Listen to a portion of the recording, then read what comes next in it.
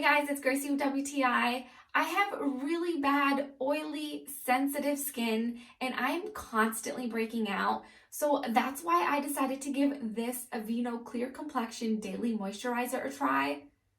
And so far, I have been very happy with the way it leaves my skin. It's made with salicylic acid, which is supposed to be very beneficial if you're constantly breaking out or if you have acne-prone skin. As you saw, I mostly break out around my jawline area and some around my temples, but ever since I've started using this, I have definitely noticed a difference. I still break out once in a while, but it's definitely not as bad as it used to be before I started using this. So this is a 4 fluid ounce bottle and I just use a little amount of this every morning after washing my face. Or sometimes I only apply just around my jawline since that's the area that I need most help with.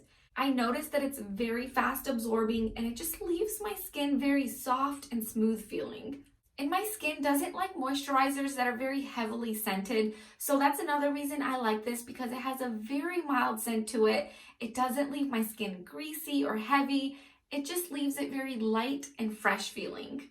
So if you have a similar problem with blemishes and breakouts, I would definitely recommend trying this out to see if it can even out your skin tone, just like it did mine. But that's just my point of view.